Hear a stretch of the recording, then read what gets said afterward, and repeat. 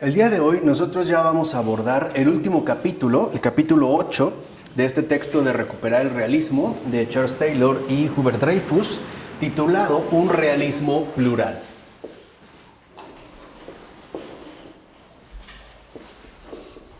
Que ya es como el cierre de la propuesta que han realizado en torno a la recuperación del realismo y la verdadera dimensión que éste adquiriría de acuerdo con los planteamientos que hemos estudiado junto con los autores.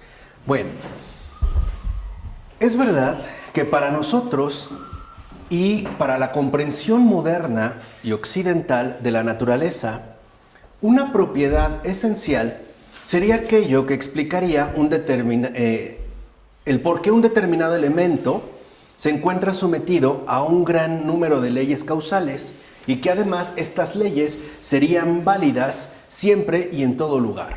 ¿No? En pocas palabras, estaríamos haciendo referencia a esta visión mecánica de un funcionamiento netamente establecido mediante leyes causales. No obstante, para otro tipo de culturas, por ejemplo, la de los antiguos egipcios, esa propiedad esencial no correspondería con un tipo de ley causal, sino que, por ejemplo, la propiedad esencial del oro más bien podría haber residido en su carácter sagrado, lo cual haría referencia a su brillo. O sea, un brillo en particular que reflejaría el ámbito de lo divino. Por eso consideran tanto Dreyfus como Taylor que tal vez seamos nosotros la única cultura que sostiene que si son verdaderas nuestras teorías que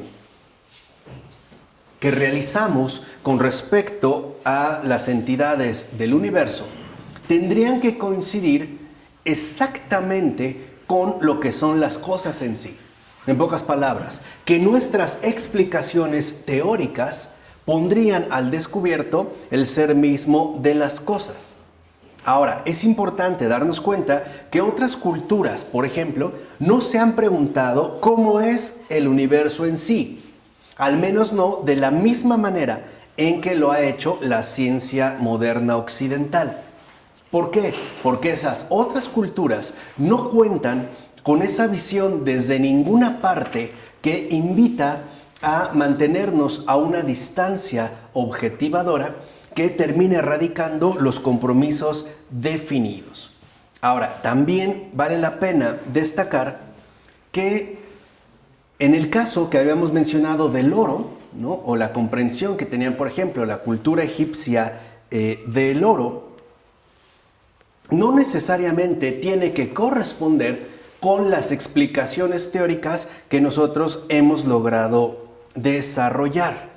Por ejemplo, no podríamos, ¿no?, suponer que las ideas de todas las otras culturas estarían netamente determinadas por nuestras respectivas teorías, ¿no? O que si no corresponden, por ejemplo, con las teorías que nosotros científicamente hemos elaborado, entonces serían simplemente irrelevantes o, en todo caso, también pueriles. Así, por ejemplo, se supone que el carácter sagrado del oro no es comprendido en base en lo relativo a su descripción, pero tampoco se tendría que suponer que nuestra teoría, ¿no?, moderna occidental, basada en este tipo de funcionamiento mecánico, tendría que ser una verdad válida para absolutamente todas las culturas. Ahora, si nos retrotraemos, por ejemplo, a la época de las culturas politeístas, es obvio que la realidad es mucho más compleja. Cada pueblo tenía sus dioses y vagamente se reconocía que los demás pueblos también tenían sus propias divinidades. Y no cabía la tentación, por ejemplo, de afirmar que esas otras divinidades ajenas a las propias no existían, o bien simplemente eran irreales. De hecho, es así como las culturas del Mediterráneo comprendían el dilema fundamental de la pluralidad religiosa. Se reconocían, pues, tanto las divinidades ajenas como las divinidades propias. Ahora, todos, excepto el pueblo judío, que afirmaron que los otros dioses eran más bien simples invenciones hechas por manos humanas, o sea, ídolos, para escándalo de muchos, todos compartían ese tipo de convicción. Ahora, entre todas estas interpretaciones que se han solido realizar sobre la divinidad, incluyendo aquella que considere que todas estas opciones son falsas, ¿cuál es la correcta? O cómo nosotros estableceríamos, por ejemplo, algún criterio para determinar cuál sería, en todo caso, la interpretación adecuada. En principio, se supone que estos pueblos primitivos no pensaban, por ejemplo, que estaban descubriendo verdades universales sobre los dioses o sobre la naturaleza, ni tampoco que estaban elaborando descripciones rigurosas, sino que más bien su propia forma de vida es la que posibilitó el surgimiento de una comprensión específica de la realidad basada en su determinada vivencia, o, si lo quieren ver así, en su determinada perspectiva. Ahora, en concreto, es solo nuestra cultura moderna occidental la que se ha interrogado sobre la estructura en sí del universo, o sea, de manera independiente a cualquier interpretación cultural, o sea, según la visión desde ninguna parte. Y es a esto precisamente a lo que nosotros le llamamos ciencia, a la desvinculación de la realidad culturalmente concreta y por ende a la elaboración teórica de validez supuestamente universal. Por eso, por ejemplo, para nosotros, todas las evidencias que actualmente disponemos confirmarían que, en primer lugar, el oro es una clase natural y que su propiedad esencial, por poseer un número atómico de 79, explicaría el resto de las propiedades que se enunciarían finalmente en determinadas leyes causales. En pocas palabras, antiguamente lo que realmente importa no son las leyes descriptivas, sino el acontecer mismo de la realidad, ¿vale? De tal manera que esta interrogación por la realidad en sí sería algo netamente moderno occidental. Incluso podemos sostener que otras culturas pueden llegar a concebir visiones diferentes de lo que sería una propiedad esencial y por lo tanto una concepción distinta del oro. E incluso, en este caso, para otras culturas, el oro no necesariamente sería algo valioso en el sentido económico-material que nosotros le damos al término. Pongamos un ejemplo más cercano a nosotros, la antigua cultura mexica, ¿sí? La antigua cultura azteca. ¿Realmente el oro era considerado lo más preciado? No. En definitiva, para los aztecas, lo más preciado eran los granos. En primer lugar, de maíz, porque constituye la carne del dios que se ofreció para la creación del cosmos, y en segundo lugar, el cacao, que también se va a utilizar como algo sumamente relevante. El oro se va a reservar, por ejemplo, para cierto tipo de indumentaria y sobre todo de prácticas religiosamente definidas, lo divino, pero no necesariamente estaría arraigado en la vivencia culturalmente definida de este antiguo pueblo, ¿vale? Ahora, al decir que la propiedad esencial del oro corresponde con su número atómico de 79, nosotros estamos tratando de explicar sobre todo sus propiedades causales, o sea, su supuesta realidad en sí. Ahora, que esas supuestas propiedades, lo mismo en el caso del agua, H2O, sean lo más importante para nosotros, corresponde con el perfil netamente teórico explicativo que ha querido asumir desde sus inicios la modernidad occidental. Y esto, por ejemplo, no significa que esa propiedad esencial del oro, de su número atómico 79, sea la propiedad esencial de este tipo de metal. Más bien sería esencial con respecto al modo en el cual nosotros interrogamos e indagamos con respecto a la naturaleza. De tal manera que para nosotros, por ejemplo, lo importante consiste en llegar a descubrir propiedades independientes. O sea, nos seguimos moviendo bajo el criterio de autonomía. Por ejemplo, ya no pensamos en el oro con respecto a su relación religiosa o a la función social que desempeña, sino a esta propiedad esencial teóricamente formulable que sería o que supuestamente poseería una validez de índole universal. Por ejemplo, para los egipcios, lo mismo que para los aztecas, el oro, ante todo, adquiere su significación en torno a las prácticas religiosas con las cuales se ve implicado. Para nosotros, esta vinculación ha desaparecido, porque hemos reducido el oro o bien a un valor monetario de intercambio económico, o bien lo hemos reducido a una propiedad matemáticamente cuantificable. Por ejemplo, su número atómico de 79. En síntesis, lo que se pretende mencionar es que el oro, o mejor dicho, la significación esencial del oro, depende de las prácticas culturales. Y eso es lo primero que sostiene el realismo plural. No descartar las prácticas culturales. Porque es a partir de estas prácticas culturales que irán emergiendo las respectivas significaciones esenciales.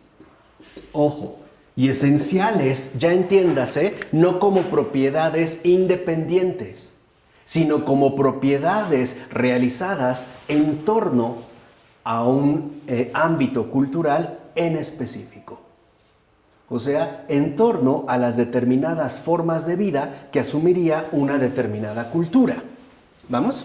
Ya no se trataría pues de una mera teoría, sino de una realidad encarnada. Ahora, si nuestra ciencia moderna es verdad, es cierto que ésta nos descubre algo. ¿Qué es ese algo? En primer lugar, una propiedad física. Esto es cierto. No quiere decir que el oro, en el caso de los egipcios o los mexicas, no poseyera este número atómico 79. Claro que lo tiene, pero no ha sido puesto al descubierto. Nuestra ciencia moderna lo ha hecho. En ese sentido se puede hablar pues de un descubrimiento. Pero esto tampoco implica que ese descubrimiento sea lo único definitivo e importante.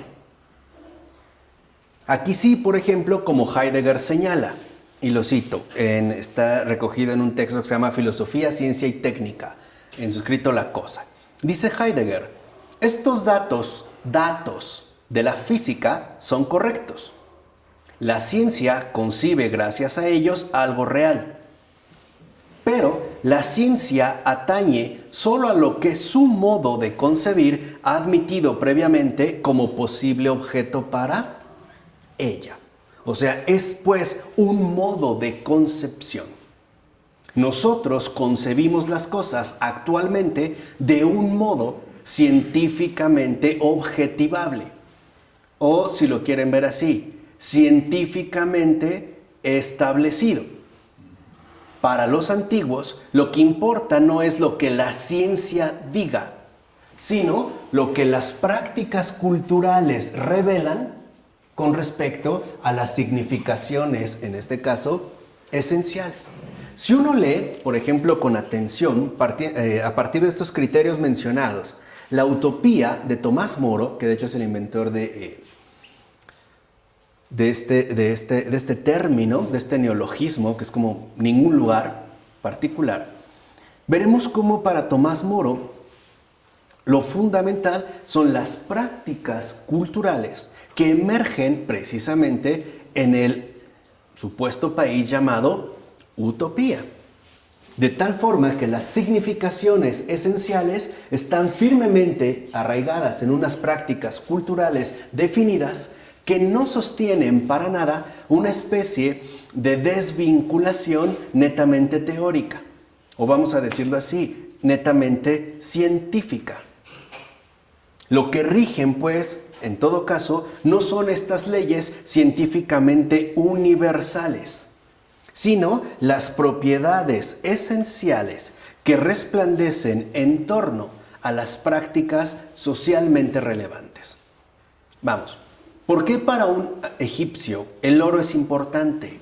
No por su propiedad física, que corresponde con el número atómico de 79, sino por la función religiosa que desempeña en sus respectivas prácticas de cultura. Por eso, lo mismo en el caso del maíz. En este caso, por ejemplo, ¿no?, para la cultura mexica. De este modo, lo que, por ejemplo, podría resultar inexplicable e incluso misterioso o imposible a partir de nuestra óptica científica, podría ser también comprendido en el contexto de otro tipo de prácticas vivenciales que revelarían un modo distinto a nuestra actual comprensión. O sea, nuestra comprensión científicamente moderna no tiene por qué ser ni única ni definitiva.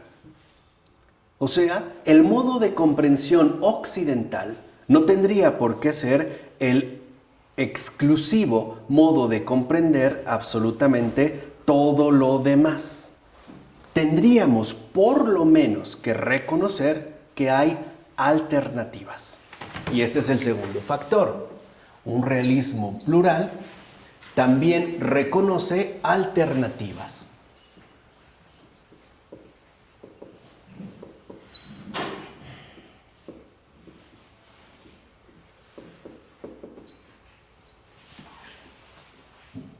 Y por lo tanto, por decirlo así, densidad de comprensión.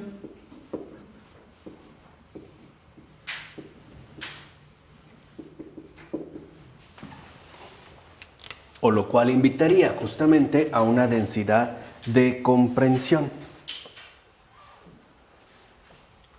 Pensemos, por ejemplo, en la acupuntura.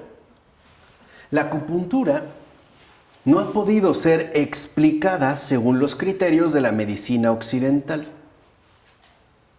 ¿Por qué?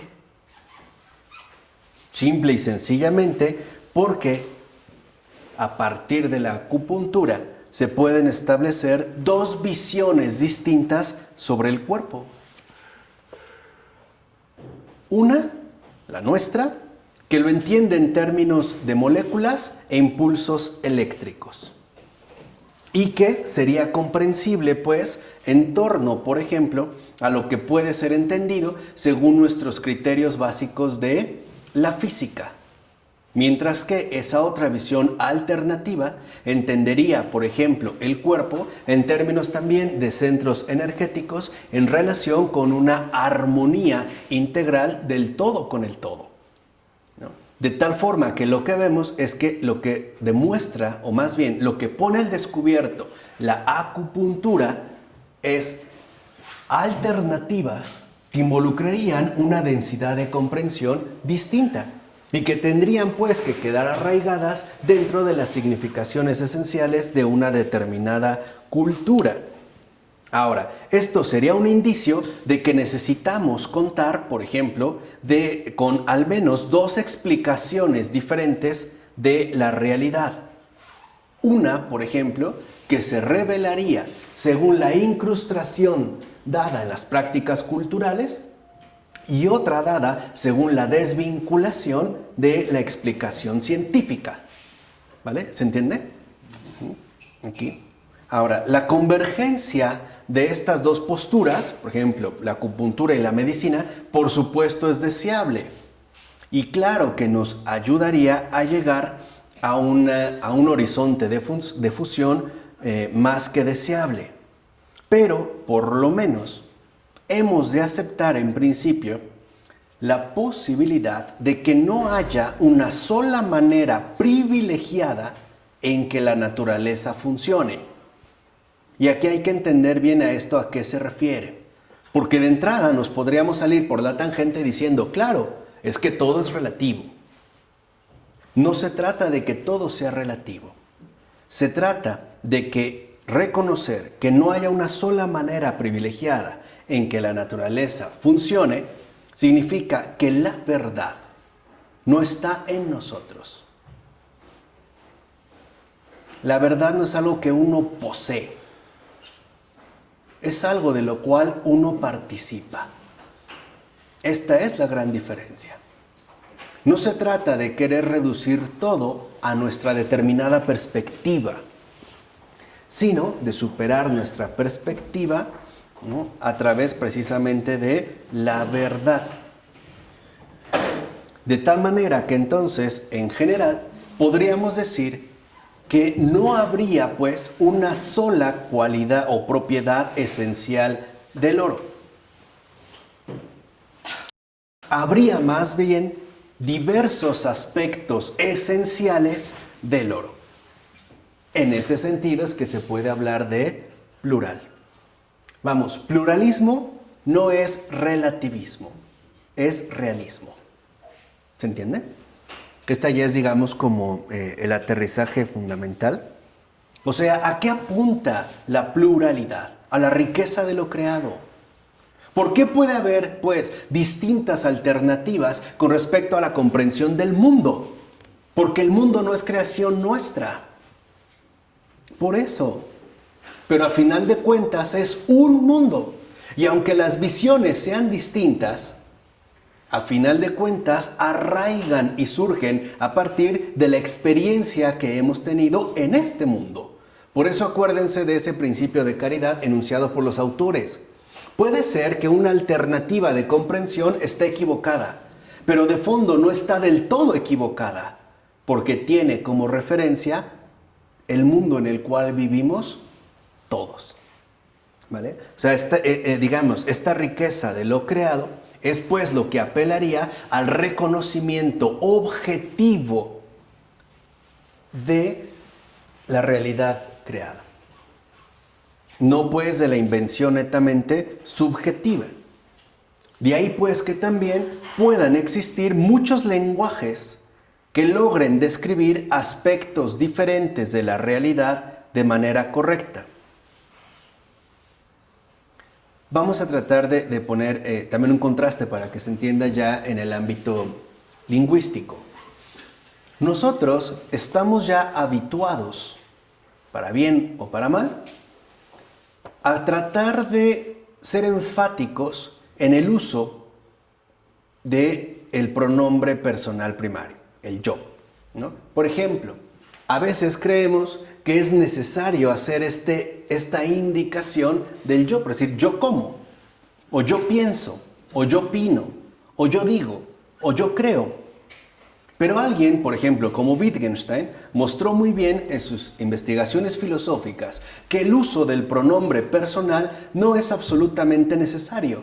Por ejemplo, no tengo que decir forzosamente yo pienso, basta con que diga pienso.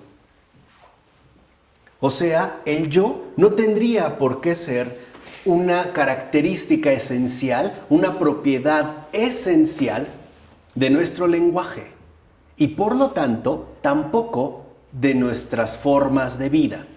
Para Wittgenstein, y esto es también una iluminación bastante relevante, las formas de lenguaje, los lenguajes que él va a llamar juegos de lenguaje por la elasticidad que poseen, siempre están vinculadas a determinadas formas de vida. Siempre. O sea, nuestro lenguaje también en nuestro lenguaje están incorporadas diversas formas de vida en particular. Esto significa que de acuerdo al lenguaje que nosotros usamos, serán también las formas de vida que nosotros adoptemos. Y esto es lo que quería utilizar para establecer esta conexión.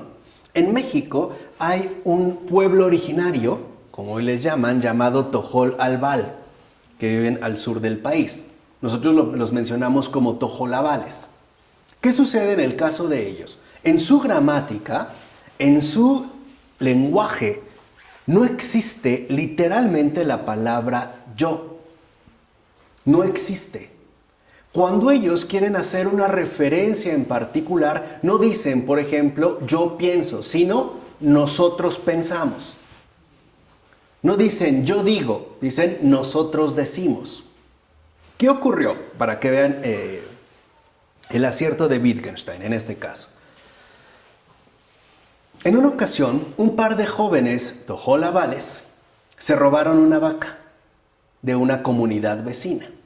Bueno, esa comunidad los agarró y una vez al haberlos detenido, los fueron, ¿no?, a entregar, obviamente, y acusar ante su respectiva comunidad. Pues salió el principal, el representante de la comunidad, ¿no?, con los demás.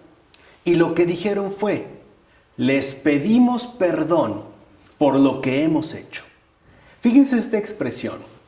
Para ellos, por ejemplo, el acto cometido por estos dos jóvenes era algo que los involucraba de manera directa, porque su comprensión de la realidad humana es profundamente social. Por ejemplo, que estos dos jóvenes hayan fallado también expresaría una falla al interior del propio tejido social. ¿Se entiende? Ahí está el juego del ángel, las formas de vida. Nosotros no. Porque al enfatizar tanto en el primer pronombre personal del yo, nos hemos acostumbrado a tal desvinculación que suponemos que si el otro falla es por su culpa y que yo, en definitiva, no tengo nada que ver. ¿Vale? De tal manera que entonces, reconocido ello y conociendo esto, pues, los autores van a hablar de un realismo robusto pluralista. ¿Qué propone, pues, ¿no?, este realismo robusto pluralista?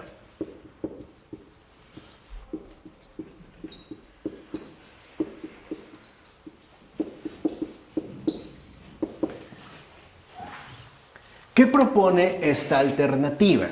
O mejor aún, ¿qué es lo que mantiene esta visión? Primero, existen diversas maneras de acceder a la realidad. Por ello es pluralista. Fíjense, es pluralista por los modos distintos de acceder a la realidad, pero la realidad no cambia. Lo que cambia son nuestros modos de acceso. Que un modo de acceso interprete la realidad de una manera y otra de otra, no significa que la realidad cambia. Lo que está cambiando son nuestros respectivos modos de acceso.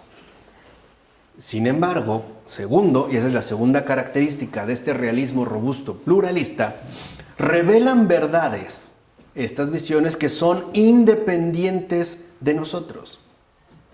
O sea, que estas verdades nos exigen revisar nuestro pensamiento y ajustarlo a ellas. Y por eso es un realismo robusto. ¿Qué quiere decir? Que de acuerdo con este realismo robusto pluralista, la verdad es una, aunque hay múltiples verdades. Y como la verdad es una, estas diferentes verdades tendrán que ser también sometidas, o mejor dicho, no podrán ser eximidas de una corrección necesaria. O sea, una capacidad de enriquecimiento permanente. O sea, por lo menos cuestionarse uno mismo. Si el modo en el cual yo acceso a la realidad es correcto, o bien poseerá también de una o de otra manera cierto tipo de incongruencias, defectos o por lo menos anomalías que bien podrían ser, en este caso, ¿no?, dejadas de lado para tratar de acceder a una visión mucho mejor. Es lo que hoy mucha gente realiza alrededor del mundo, por ejemplo, cuando decide pasar de una alimentación industrialmente procesada a un tipo de alimentación más saludable y orgánica. No solo cambia, en este caso, la cuestión de la alimentación, sino la visión misma que se tiene, por ejemplo, de nuestra vivencia nutricional en este mundo. Por eso muchos quieren ser pues más incluso autosustentables, o vamos a decirlo así, más ecológicos. Y por último, tercera característica, todo intento de reducir este pluralismo a una sola forma explicativa, es decir, todo esfuerzo por alcanzar una teoría unificada está condenada al fracaso. O sea, no se puede anular esta real riqueza de aportación. Por eso también, y dicho sea de paso, no es casual que en el mundo haya diversas concepciones religiosas. Porque a pesar de que la verdad, y lo sabemos, se ha revelado, no ha con ello quitado esa riqueza de aportación innegable.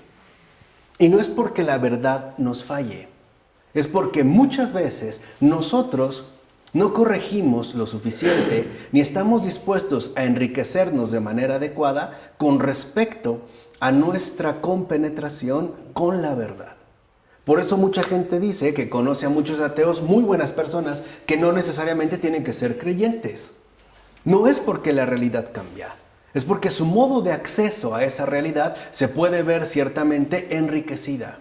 Y sobre todo, para que no nos creamos los dueños de la verdad, como si fuera una invención propia que tenemos que defender a ultranza. No somos dueños, somos portadores.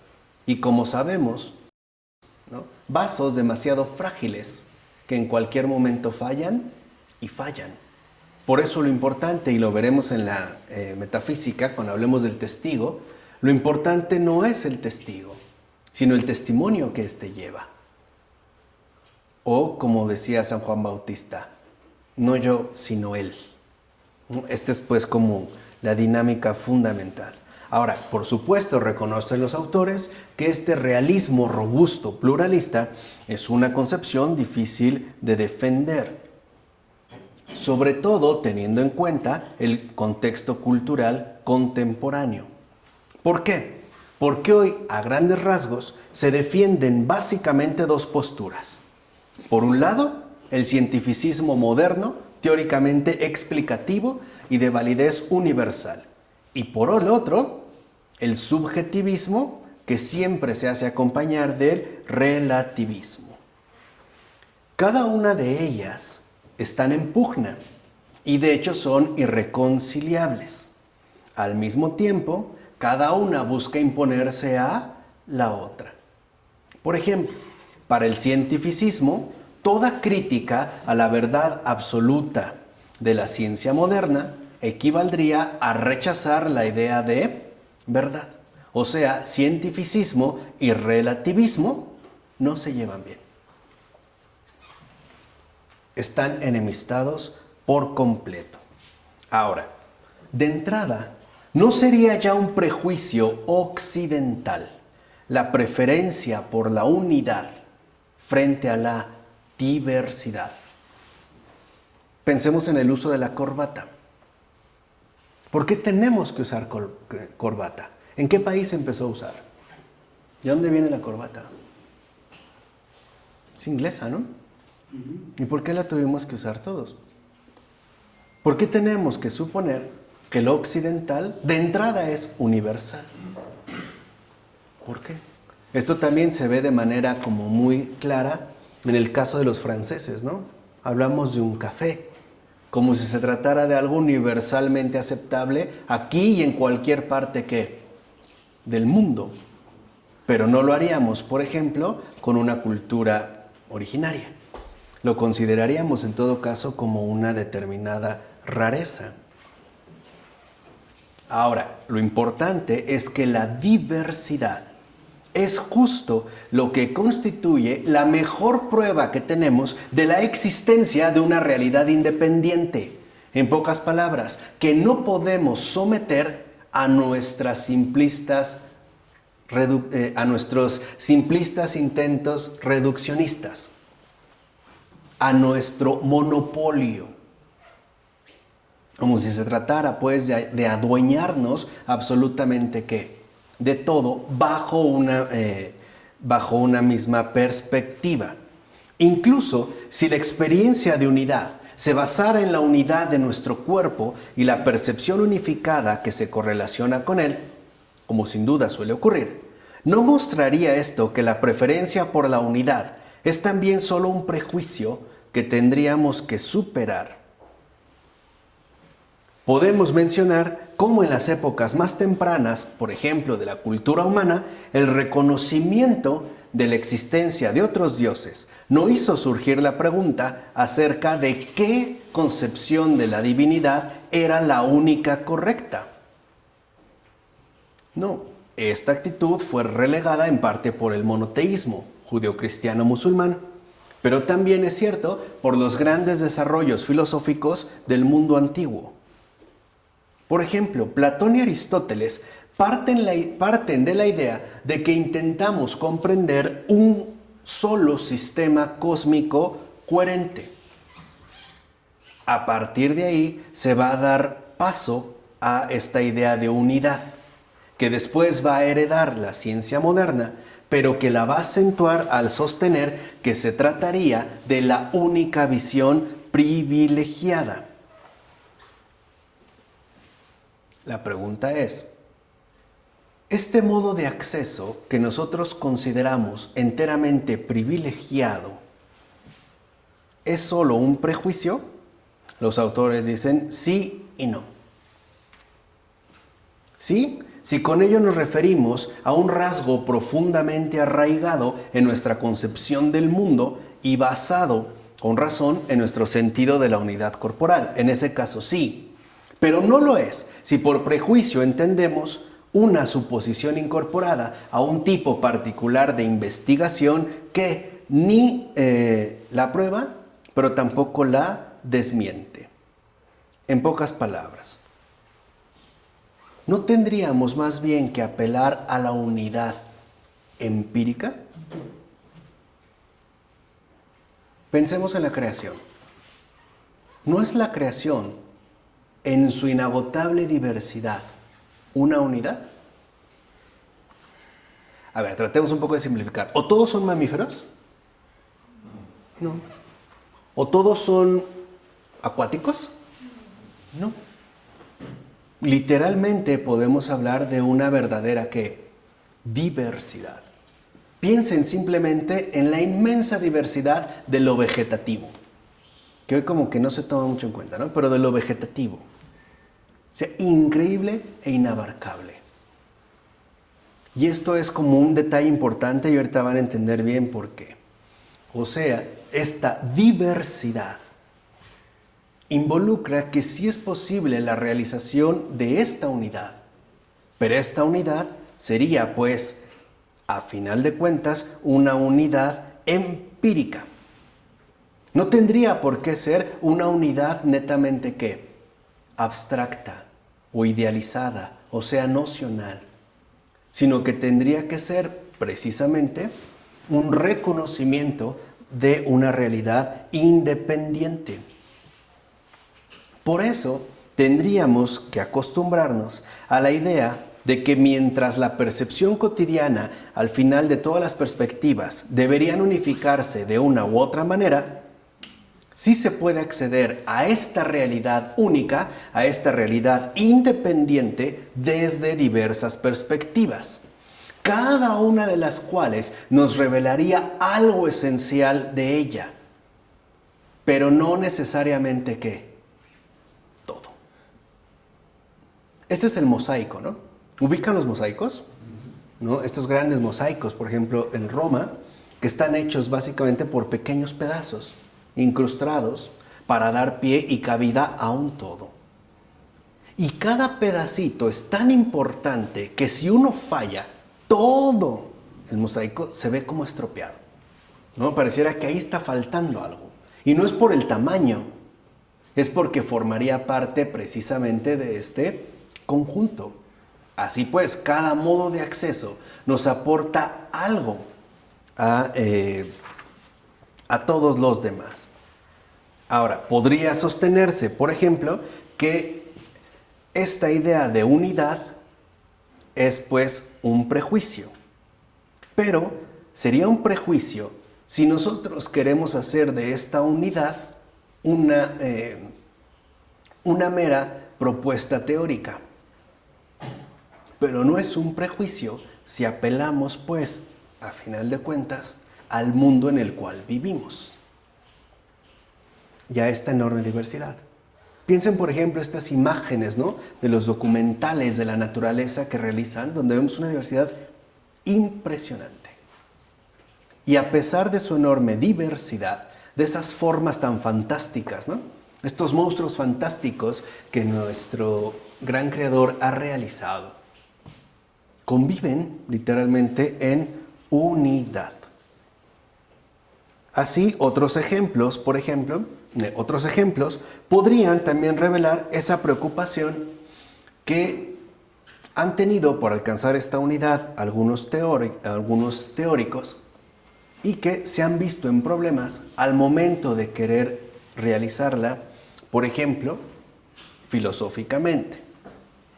La filosofía aristotélica entra en graves problemas con las tres grandes religiones monoteístas. Por ejemplo, se buscó sintetizar la filosofía, especialmente la filosofía aristotélica, con las tres grandes religiones monoteístas.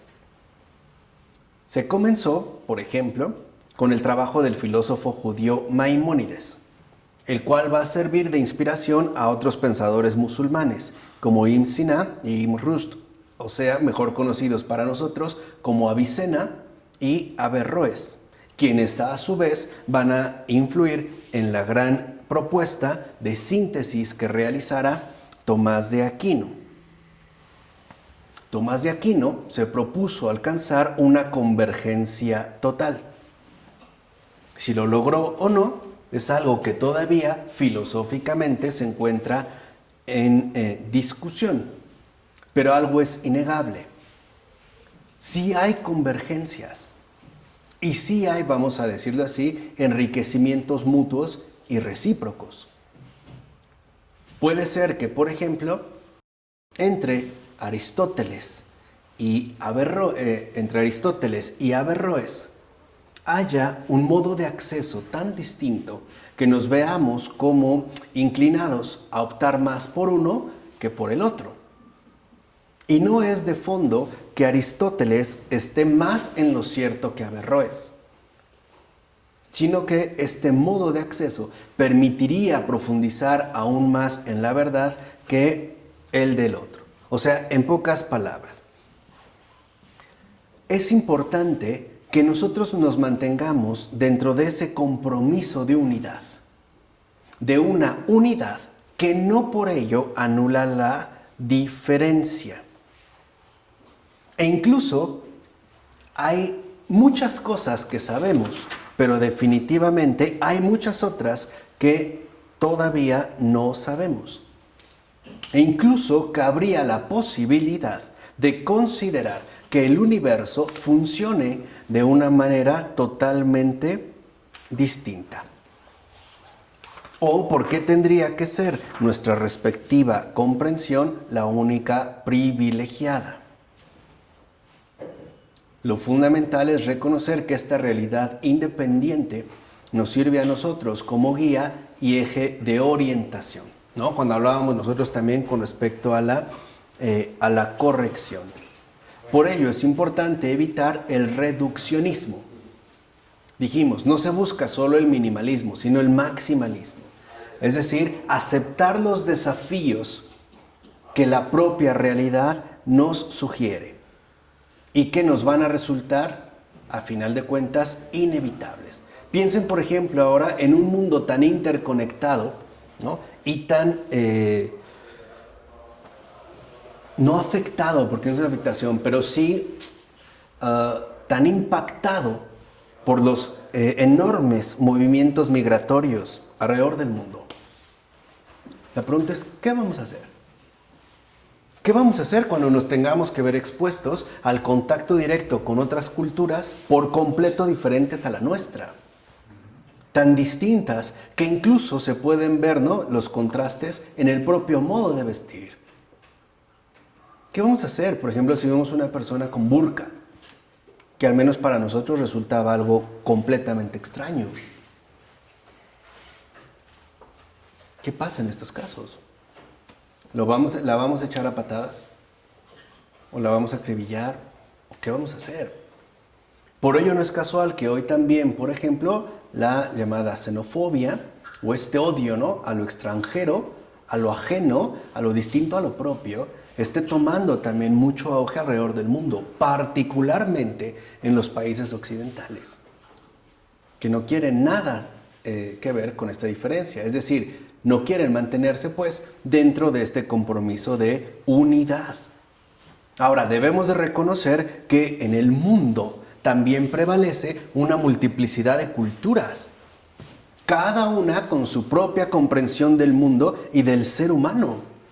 Lo cual de entrada, y esto es lo fundamental, no nos tiene que conducir a rechazarlas por entero, sino a cuestionar nuestras propias concepciones del mundo y del ser humano.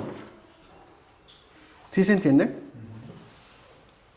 O sea, el realismo plural, este realismo robusto plural, consiste en que nuestro mundo contemporáneo asuma el hecho de que haya tantas culturas diferentes, pero a su vez tan próximas y que incluso puedan entrar en una determinada relación donde ante todo impere la comprensión de las diferencias. Eso es lo importante. Comprensión de las diferencias.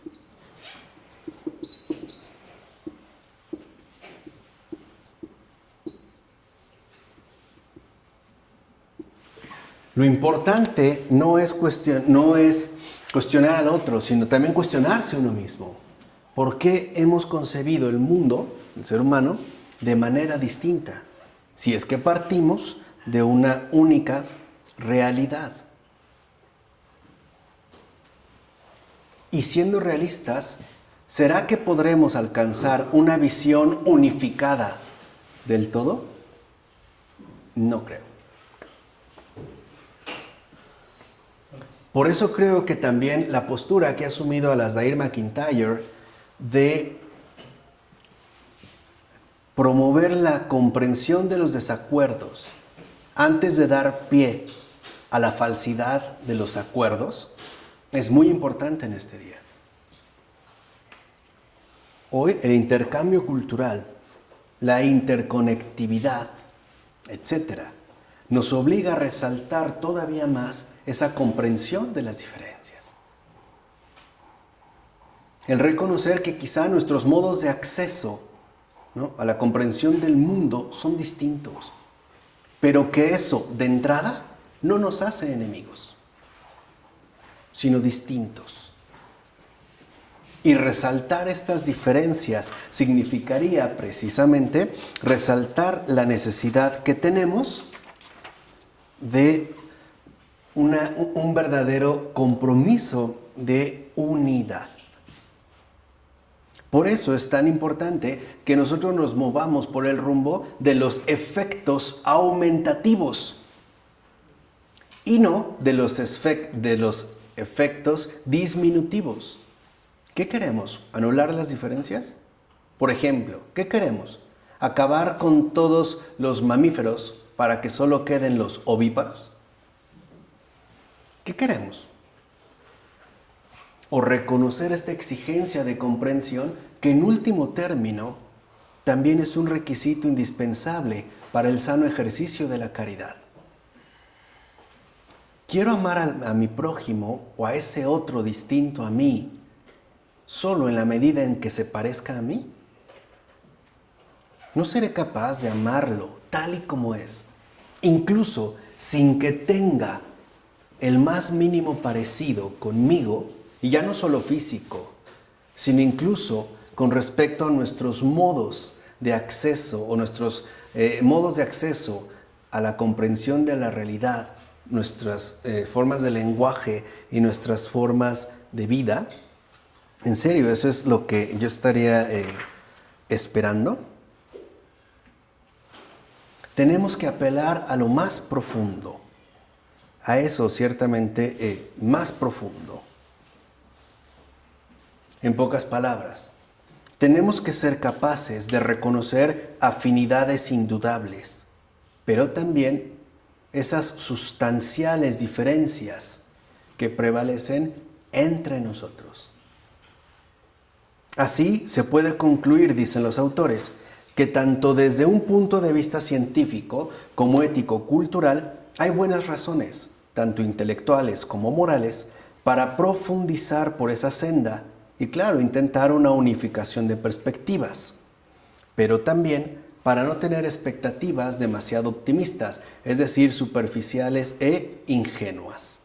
Y es precisamente este dilema al que quiere hacer justicia esta propuesta de realismo robusto y plural. No es, pues, dicen ellos, una creencia dogmática que afirme que la no unificación es posible, sino una saludable invitación a suspender el propio juicio, a no querer imponerse sobre todo lo demás. Es, pues, si así se quiere también, una sana invitación al diálogo. Y recordemos que el diálogo siempre comienza por escuchar lo que a uno se le dice, para poder después responder. Es darle el lugar al otro, reconociendo a sí mismo que es un objetivo digno de esfuerzo alcanzar una mayor unificación. ¿Y qué es esta unificación? La senda por la que deberíamos nosotros de transitar, hasta que todos seamos uno, como lo dijo Jesús en Juan 17, versículo 11. Pero que quede claro, esta mayor unificación no es uniformidad.